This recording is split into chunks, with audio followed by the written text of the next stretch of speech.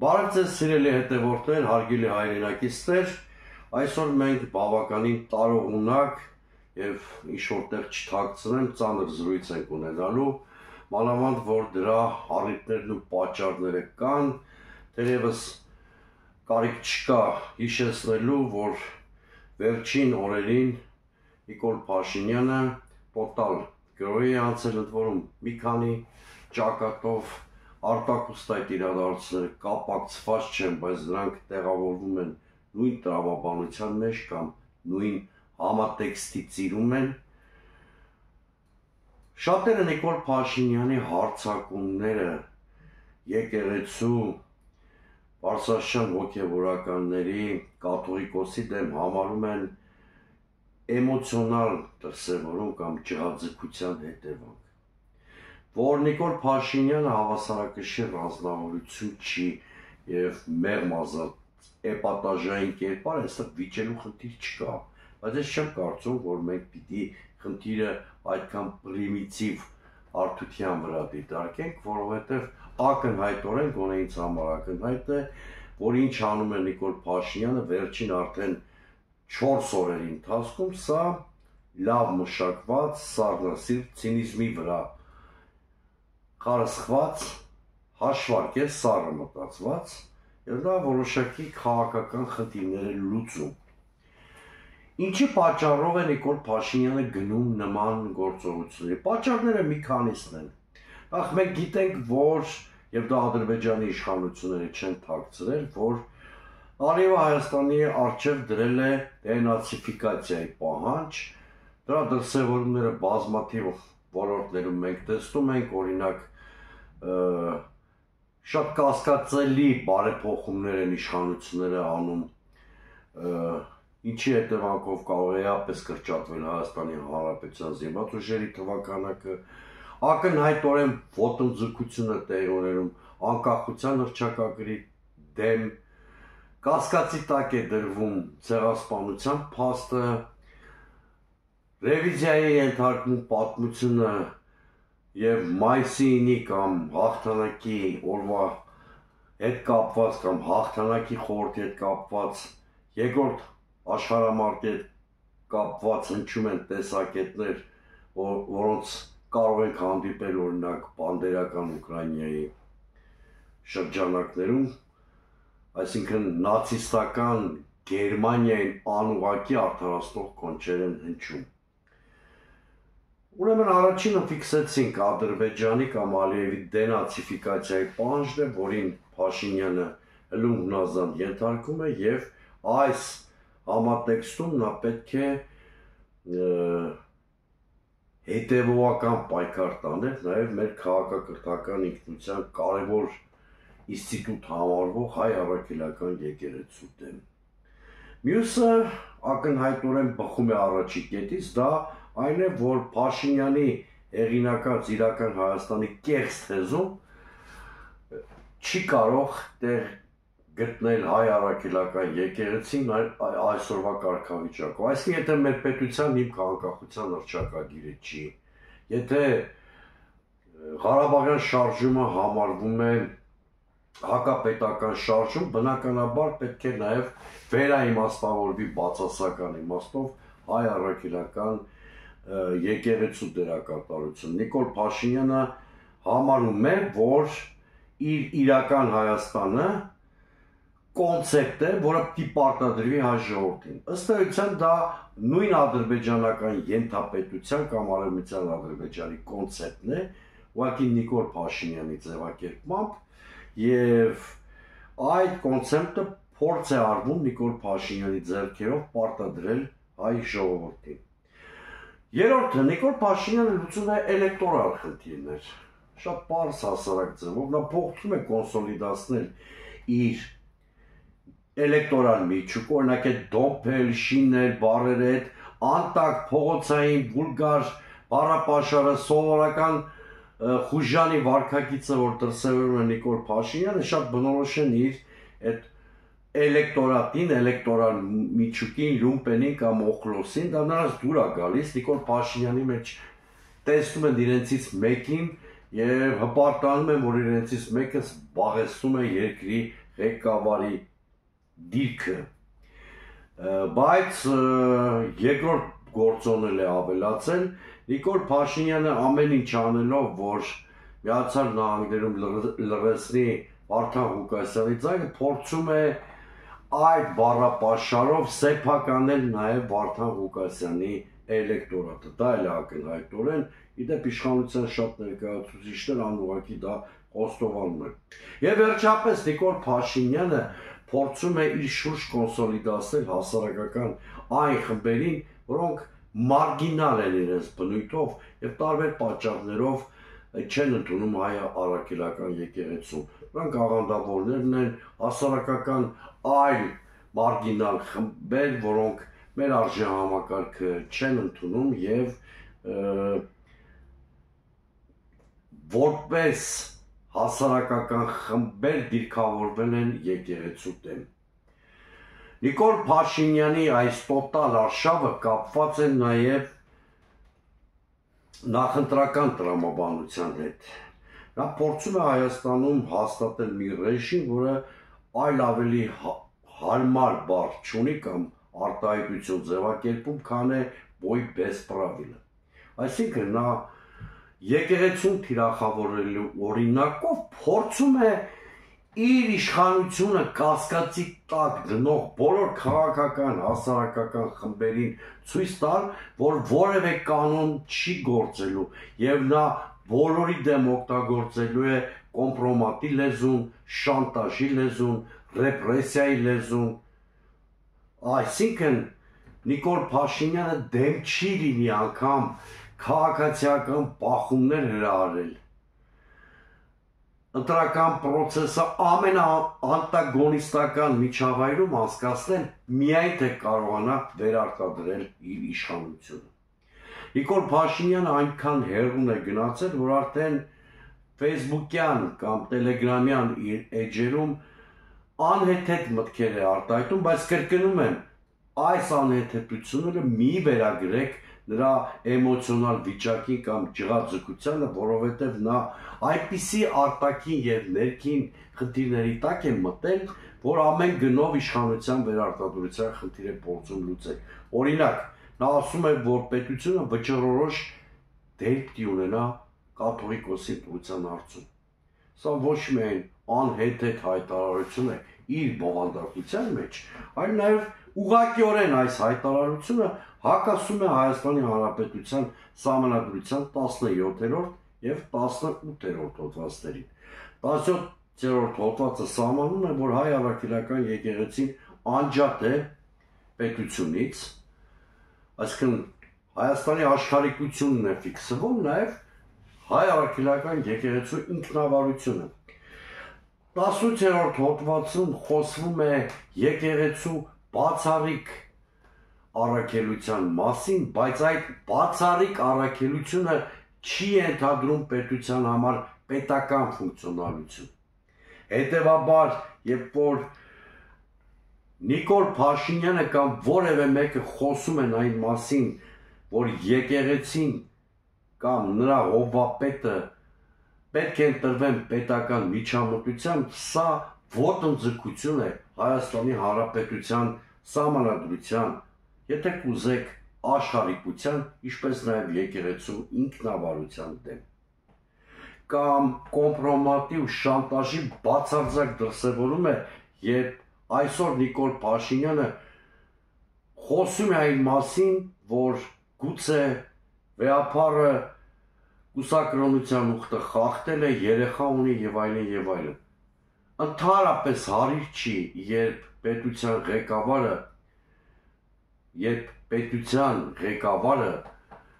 եթեներով իշոտ պնդումներ է անում։ Ընդհանրապես հարիր չի, երբ պետության ղեկավարը հատուկ ծառայությունների միջոցով ենթադրյալ ինֆորմացիա է ստանում եւ դա փորձում է շանտաժի գործիք օգտագործել իր դիմախոսների կամ ընդհանրապես որևէ մարդու դեմ։ Ընդհանրապես Նիկոլ Փաշինյանը չի կամ որևէ քաղաքական ու պետական այլ չի, որ պիտի զբաղվի եկեղեցու ռեֆորմով։ Եկեղեցու ռեֆորմով միայն եկեղեցին կարող է զբաղվել։ Այս մասին դերևս 2011 թվականին շատ հստակ հիմնավորել է իր խոսքում առաջին նախագահ Լևոն Տեր-Պետրոսյանը, որը իր իմացությամբ, իր մտավոր ունակություններով, կյանքի փորձով, ականավոր գիտնական լինելու հանգամանքով անշուշտ շատ ավելի լավ գիտի մեր եկեղեցուն, նրա առանձնահատկությունները, նրա ընդհանրապես կազմակերպչական, արժեքային, ինստիտուցիոնալ հիմքերը։ Թվում է, թե ամեն ինչի մասին խոսեցի, բայց ես կարծում եմ այս իրավիճակում մեր հասարակության կամ ընդդիմության պատկերացումները մի քիչ սխալ են այն հարցում, թե ինչպես պետք է մենք հակադարձենք կամ հակադրվենք Նիկոլ Փաշինյանին։ Որևէ պարագայում չի կարելի, որ ընդդիմությունը թեկուզ ազնիվ մղումներից ելնելով շարժվի Նիկոլ Փաշինյանի օրակարգով։ Այսինքն, սկսի բովանդակային հարթության վրա քննարկել եկեղեցու հարցերը, հիմա էլ կաթողիկոսի անձը, վաղը չգիտեմ, գուցե հայտնվի շորտ տեսանյութ, չի կարելի, որ ընդդիմությունը այդ կուտը ուտի, ավելի ժողովրդական լեզվով ասեմ, եւ մտնի այս ցածրաճաշակ պոլեմիկայի մեջ։ Ոչ էլ ընդդիմությունը պետք է փորձի պատսպարվել եկեղեցու հետևում կամ փորձի եկեղեցուն որպես բան օգտագործել իր խնդիրները լուծելու համար։ Սա անթույլատրելի է։ Ինչ պիտի անի այս պարագայում եկեղեցին։ Այո, կներեք ընդդիմությունը։ Այո, այս պարագայում ընդդիմությունը պետք է փորձի մարգինալ դարձնել Նիկոլ Փաշինյանին։ Մարգինալ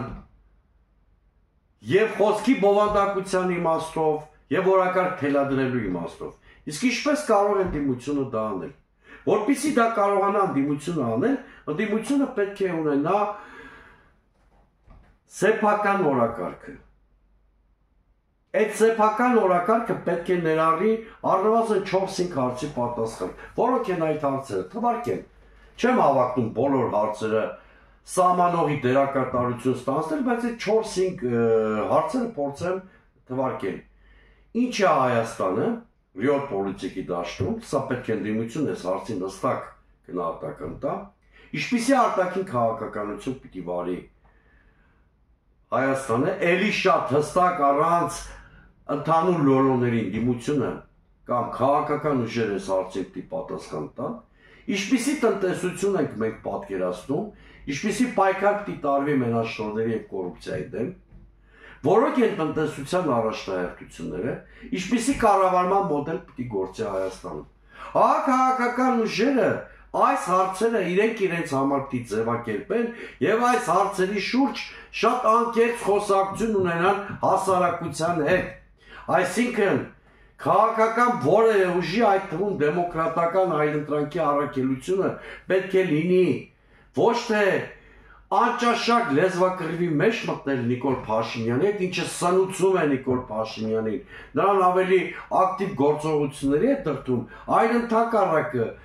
ընդդիմադիր ուժերը ամեն ինչ պիտի անեն, որպեսզի դաշինք կազմեն հասարակության հետ Նիկոլ Փաշինյանին շրջանցելու համար։ Օրինակ, եթե Նիկոլ Փաշինյանը դենացիֆիկացիայի ծրագիր է իրականացնում Ալիևի պահանջով, մենք պետք է կարողանանք ձևակերպել ազգային պետական նոր նախագիծ։ Ակնհայտ է, որ երրորդ հանրապետության հիմքում դրված նախագիծը այլևս չի գործում եւ մենք ազգային պետական նոր նախագիծ ունենալու խնդիր ունենք։ Օրինակ, եթե Նիկոլ Փաշինյանը խոսում է իրական Հայաստանի կեղծ թեզի մասին, որը իրականում Արևմտյան Ադրբեջանի թեզն է, մենք պետք է կարողանանք ձևակերպել հայկական օրակարգ։ Դա բարդ գործ է, բայց անհրաժեշտ գործ է։ Օրինակ, եթե Նիկոլ Փաշինյանը փորձում է քաղաքացիական բախումներ հրահարել, մենք պիտի կարողանանք հասարակության հետ երկխոսության ճանապարհով կայուն միջավայր ձևավորել երկրում խիստ անհրաժեշտ փոփոխությունների համար։ Օրինակ, եթե Նիկոլ Փաշինյանը փորձում է կոնսոլիդացնել Օխլոսին, տարբեր աղանդների հասարակության մարգինալ խմբերի մենք կապիտի կարողանանք միջին խավի, աշխատավորության, ոչ նոմենկլատուրային մտավորականության հետ անկեղծ դիալոգ ունենալ։ Սա է ճանապարհը։ Սա ասիմետրիկ պատասխան կլինի Նիկոլ Փաշինյանի։ Գիտեմ, որ դա շատ բարդ, ստեղծարար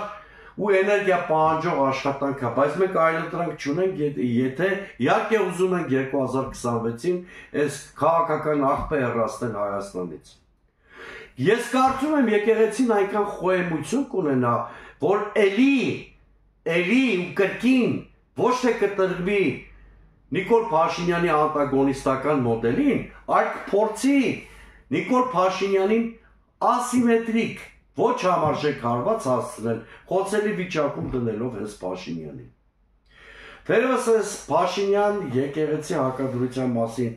այսքանը, բայց կան այլ թեմաներ, որոնց էլի ուզում եմ անդրադառնալ այսօր բոլորիս հայտնի դարձավ, որ ըստ էության պաշտոնանք է արվել Արամ Հովհաննիսյանը, Հայաստանի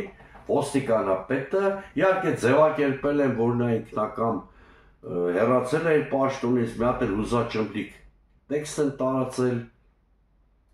այդ արդիվ Արամ Հովհաննիսյանը, բայց բոլորիս հայտնի է, որ Արամ Հովհաննիսյանը պաշտոնանք է եղել։ Իհարկե երկրում այնպիսի բարդակ է ձևավորվել, կրիմինալ այնպիսի բում է երկրում, տեսնում եք, օրը մեջ մարդկանց են սպանում, ամեն օր ինչ-որ ռազմորկաններ են, կրակոցներ, 4-րդ գյուղում հաղթանակ թաղամասում են օրը նույնիսկ մի տարօրինակ խիստ արտահայտ դեպք է տեղ ունեցել, շանը մեքենայի տակ գցելու թեմայով երկու խումբ մարդկանց երկու խումբ իրար հետ վիճաբանել են, հետո մեքենաներով իրար հետապնդել են, ինչի հետևանքով մի անմեղ մարդ, որ դրանց վեճի հետ ընդհանրապես կապ չունի, մի անմեղ կին փաստորեն ավտոպատահարի զոհ է դարձել։ Այս ամեն ինչը խոսում է բեսպրիձելի մասին։ Հիմա Արամ Հովհաննիսյանի պաշտոնակությունը իհարկե կարող է կապել սրա հետ, բայց եթե քաղաքական պատասխանատվության մասին ենք խոսում, Արամ Հովհաննիսյանի հետ մեկտեղ կամ գուցե նրանից էլ առաջ պետք է հրաժարական տալ նաև Արփինե Սարգսյանը։ Սա կներ տրամաբանական, որտեղ այդ կնոջը նշանակել են ներքին գործերի նախարար, ակնհայտորեն բոլոր այդ ոլորտներում, որ այս կինը վերահսկում է, շատ անմխիթար անդուր վիճակ, օրինակ, մեր կուսակցության քաղաքախորհրդի անդամ Հայկույ Հակոբյանը կոնկրետ նշում է մարդ անուն ազգանունով։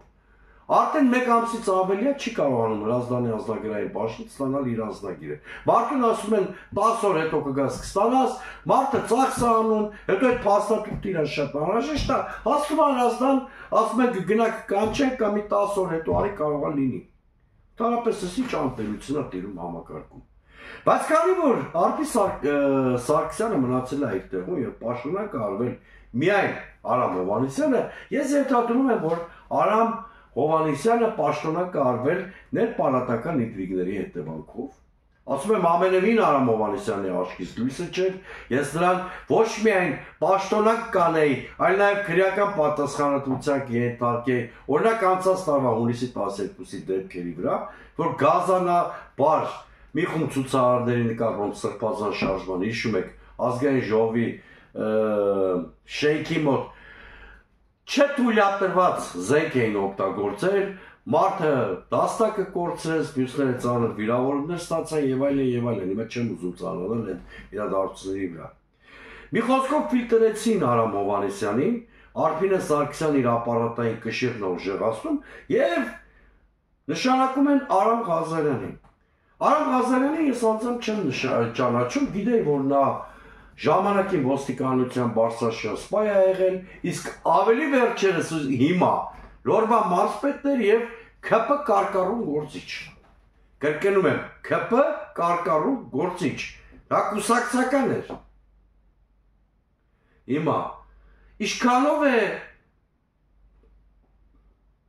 տրամաբանական, ապա քաղաքական կառույցի ղեկավար նշանակել քաղաքական թիմի անդամի։ Գուցե Արամ Ղազարյանն իսկապես լավ ոստիկանապետ լինի, չգիտեմ։ Բայց արդեն միայն այն հանգամանքը, որ Նիկոլ Փաշինյանը Արամ Ղազարյանին նշանակում է ոստիկանապետ այն պահին, կամ մտադիր է նշանակել Եվ նա քաղաքական թիմի անդամ է եւ վերջին պահին ուղակի ստիպված կուսակցությունից դուրս գալու դիմում է գրում, սա արդեն շուտ բանի մասին խոսում է։ Այսինքն ոստիկանության նկատմամբ քաղաքական վերահսկողությունը ուժեղանալու է։ Ես այս պնդումը անում եմ։ Իսկ ինչի համար է պետք, որ քիչ առաջ ասում էի։ Մոտենում են ընտրություններ եւ Նիկոլ Փաշինյանին ավելի հնազանդ, ավելի կատարող, ավելի ստորակաշ ոստիկանություն է պետք։ Իմ միակ ռացիոնալ բացատրությունը դա է։ Մյուսը նույն տրամաբանությամբ Սահմանադրական դատարանի անդամ նշանակվում է քաղաքական գործիչ Արտակ Զեյնալյանը։ Իդեպ ես շատ երկար տարիներ Արտակ Զեյնալյանի ճանաչում եմ, Արտակ Զեյնալյանի ճանաչում եմ, երկար տարիներ նրա հետ նույն կուսակցության անդամ ենք եղել։ Ուզում եմ ասել նաև միանգամից շարժումների դեմն առնելու համար, որ ես Հանրապետություն կուսակցության նրա գործիչներից որևէ մեկի հետ անձնական որևէ խնդիր չունեմ։ Ես բացահայտում եմ քաղաքական այդ թիմի անսկզբունքայնությունը։ Չի կարելի Ռոբերտի եւ Սերժի ժամանակ արտարացիորեն բոլոր ապօրինությունների մասին խոսել, դեմոկրատիա եւ մարդու իրավունքների պաշտպան ձևանալ եւ ստորակարշորեն հիմա լռել Նիկոլ Փաշինյանի իշխանության տարիներին եւ այդ թերություններից ոչ մեկ չի վերացել։ Այդ արատներից որևէ բան չի վերացել, հենց մի բան էլ ավելին։ Նիկոլ Փաշինյանը բացի դեմոկրատական հետընթացից, բացի մարդու իրավունքների զանգվածային խախտումներից, նաև ազգային պետական հարցերում խայտարակ քաղաքականություն է վարել, դառնալով հայրենիքի կողմ։ Ես չեմ կարող հավատալ մի քաղաքական թիմի, որը քաղաքական իշխանության հետ իր հարաբերություններից ելնելով է խոսում ժողովրդավարության մասին կամ հանդես է գալիս ժողովրդավարության պաշտպանության դիրքերից։ Այսինքն Ռոբերտ ու Սերժը մեր քաղաքական հակառակորդներն են, նրանց ժամանակ սկզբունքային լինենք։ Նիկոլը մեզ մոտ է թողել կերակրատաշտին, նրանց օրոք, նրա իշխանության օրոք, ջուրը բերանները սառնենք եւ չնկատելու տանք են բազմաթիվ թերությունները որ կան։ Սա սկզբունքայնություն է եւ այս ամենը ինձ թույլ է տալիս պնդելու, որ Արտակ Զեյնալյանը չի կարող անաչափ դատավոր լինել։ Իհարկե նա առաջադրվելու օրենքի պահանջներին բավարարում է։ Զուտ ֆորմալիստական առումով Արտակ Զեյնալյանը ՍԴ անդամի տեխնացու լինելու իրավունք ունի։ Ունի իրավաբանական մասնագիտական կրթություն, իրավապաշտպանական գործունեությամբ է զբաղվել եւ այլն։ Այստեղ վիճելու խնդիր չկա։ Եվ գուցե մասնագիտական առումով իսկապես Արտակ Զեյնալյանը բազմաթիվ պարամետրերի համապատասխանում է։ Բայց ինչու Նիկոլ Փաշինյանը որոշեց 2019, 2019, 20, 21, 22, 23, 24 թվականներից ամեն ինչ անել, որ Սահմանադրական դատարանը հավաքի բռի մեջ, այսինքն յուրայինների գործուղի։ Քաղաքական էլի նշանակումներ են եղել, բայց չեմ ուզում բոլոր դրվագներին անդրադառնալ ՍԴ կազմավորման գործընթացում։ Կարող է պատահի հետո պարզվի, որ հայ-ադրբեջանական կարգավորման գործընթացի հետ էս պատմությունը գործ ունի։ Կարող է պարզվի, որ մյուս տարվա խորհրդարանական ընտրություններում Նիկոլ Փաշինյանը մտադիր է ուզուրպացիայով զբաղվել եւ գրպանի Սահմանադրական դատարանն է ձևավորում, որպեսզի անկախ այն հանգամանքից ինչ այլանդակություններ տեղ կգտնեն ընտրությունների ժամանակ, ՍԴ-ն անպարտաճանաչ նոտարի պես վավերացնի այդ ընտրությունների արդյունքները։ Կրկնում եմ, Արտակ Զեյնալյանի դեմ որպես մասնակից ոչինչ չունեմ, բայց իմ տպավորությամբ քաղաքականացված Սահմանադրական դատարան է ստեղծում, որը լուրջ կասկածներ է ծնում քաղաքական անանչառության առումով։ Ֆորմալիստական առումով ամեն ինչ արվում է, ինչպես դասականներ ասում, թղթով ամեն ինչ կարգին է։ Այսինքն Զեյնալյան Արտակը կուսակցությունից դուրս գալու դիմում է գրել, հեսա կբերեն ազգային ժողով, հարց ու պատասխան կլինի խրող կամ ոչ այնքան խրող ելույթներ, գովաբանող կամ քննադատական ելույթներ, քվեարկություն կանեն եւ նա կընտրվի ուրեմն ՍԴ անդամ։ Բայց ֆորմալիստական բաղադրիչից բացի կա նաեւ քաղաքական անաչառության սկզբունքը։ Իսկ այս հարցում արեք կհամոզվեք։ թե հասարակությունը, թե մասնագիտական շրջանակները չեն կարող միակարծիք լինել։ Բոլորն էլ համարում են, որ Նիկոլ Փաշինյանը խնդիր է դրել ստեղծել գրպանային սահմանադրական դատարան։ Այս թեմայի մասին էլ այսքանը։ Ու ընդհանրապես կարող եմ շատ երկար այսօր խոսել, սիրելի հայրենակիցներ, թեման ասպառ է, բայց ես վերջում եւս մեկ անգամ ընդդիմադիր իմ գործընկերներին, մեր կուսակցությունից սկսած մինչև ամենամեծ կուսակցությունները խորհուրդ եմ տալիս, եկեք մենք ստեղծենք սեփական օրակարգը եւ Նիկոլ Փաշինյանին անտեսելով, նրան լուսանցք մղելով դիալոգի մեջ մտնենք մեր հասարակության հետ։ Միայն այդ ճանապարհով երկրում կարող ենք հարուցել որակական փոփոխություններ։ Միայն այդ դեպքում կարող ենք ոչ թե հետևանքների հետևից գնալ, այդ պատճառը վերացնել։ Խորհրդանական ընտրություններին մնում է 1 տարի։ Այս աշխատանքը մենք պետք է կատարենք շատ արագ ու շատ որակով։ Այսօր այսքանը վերջում սիրելի հայրենակիցներ, մի կարևոր ասելիք։ Վերջին օրերին ես նկատում եմ, որ իշխանության ամենաբարձր պաշտոններ զբաղեցնող մարդիկ իրենց վեյքերով շատ ակտիվ արածում են մեր նորաստեղծ YouTube-յան ալիքում, կոմենտների բաժնում, արածեք ինչքան ուզում եք, ես նույնիսկ մեր ադմինիստրատորին ալիքի հանձնարարել եմ, որպեսզի այդ անմակարդակ կոմենտները չջնջվի, որտեղ ցանկացած բարեխիղճ ընթերցող դրանք կարդա ու եւս մեկ անգամ կհամոզվի, թե ինչպիսի վուլգար վարքագիծ ունեն այսօրվա իշխանությունն ու նա արածող ֆեյքերը, դա ինձ ընդհանրապես չի անհանգստացնում, արածեք ավելի հետևողական, արածեք խմբերով, բոլորիդ համար իմ YouTube-յան ալիքում հատուկ ձեզ համար նախատեսված խոտը պարարտ կա։